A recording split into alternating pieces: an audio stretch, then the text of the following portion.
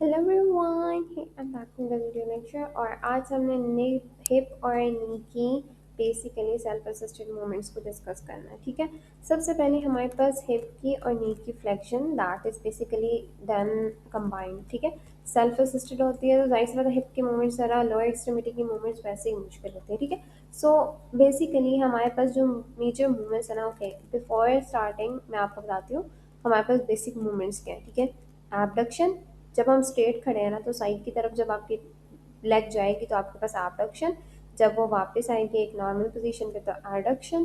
Flexion क्या होती है, जब आप साइड पे खड़े होते हो और आगे की तरफ पाँव को करोगे ना, ठीक है, सिंपल इज दैट, जिस तरह खड़ी हूँ मैं और पाँव को आगे की तरफ करूँगी तो फ्लेक्शन, बैक साइड पे जाएगी तो एक्सटेंशन। ठीक है, और सर्कमडक्शन जब आप पूरी टांग को मूव करोगे। ठीक है, simple is that.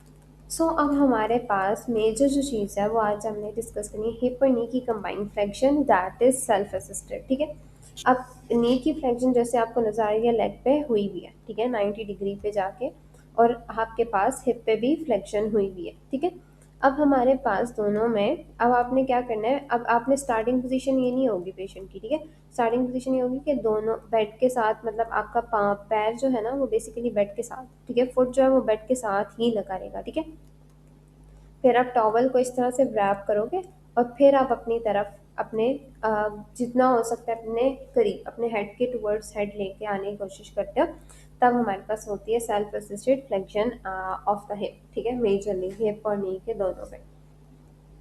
After that हमारे पास आ जाती है हिप की एबडक्शन और एडक्शन, थोड़ी सी डिफिकल्ट होती है लेकिन सिंपल इज दैट कि आप जब साइड पे अपनी लेग को मूव करोगे ना लेटे हुए तो दैट इज़ बेसिकली कि हिप की फ्लेक्शन हो जाती है। लेकिन मोस्ट ऑफ द टाइम्स हम पेशेंट को गाइड करते हैं कि आप साइड लाइन में लेटो और उसमें फिर आप साइड से ना आराम से उठाने की कोशिश करो, but it is basically difficult for the patient itself.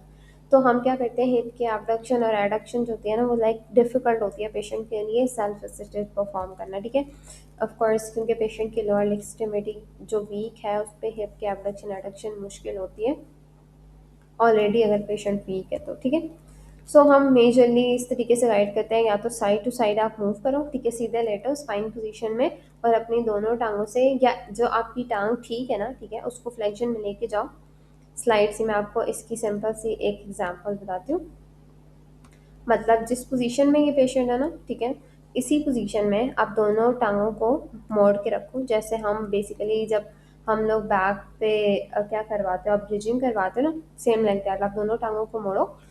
फिर आप पेशेंट को कहते हो कि आपने क्या करना है कि ये जो टांग है ना आपकी, इससे थोड़ा सा जोर लगाओ और उस टांग को दूर लेके जाओ। ठीक है, काफ़ी हद तक हमारे पास हिप की एबडक्शन परफॉर्म हो जाती है। ठीक है, फिर हमारे पास आ जाती है कंबाइंड हिप की एबडक्शन और एक्सटर्नल रोटेशन। ठीक है, जैसे आपको यहाँ पे नजर आ रहा है सेम पोजीशन बनती है। ठीक है, पेशेंट सेल्फ असिस्टेड कैसे है कि पेशेंट ऐसे बैठेगा लॉन्ग सिटिंग में। ठीक है, लॉन्ग सिटिंग होती है जब आपकी दोनों लेग स्ट्रेट होती हैं। ठीक है, लॉन्ग सिटिंग में बैठेगा और साथ आप क्या करिए, अब आपकी मूवमेंट बेसिकली आपको नजर आ रही है ये न्यूट्रल पोजीशन में, मतलब मिड पोजीशन में आप पोजीशन बनाओगे नी को बेंड करके। ठीक है, नी को आपने बेंड किया, आप दोनों साइड से आपने इसी तरह क्रिस क्रॉस करके ग्रास्प किया और फिर इसको साइड पे मूव किया, तो एब हिप की एबडक्शन और एक्सटर्नल रोटेशन दोनों परफॉर्म होंगी। इसी तरीके से आप आहिस्ता आहिस्ता मूव कराओगे तो आपके पास प्रॉपर परफॉर्म हो जाएगी। ठीक है, so that is basically how you can perform like hip की एबडक्शन विद एक्सटर्नल रोटेशन। ठीक है, सिंपल बहुत चीज़ें हैं लेकिन आपको समझने की ज़रूरत है, पेशेंट को आप इसी तरीके से फिर गाइड कर सकते हो।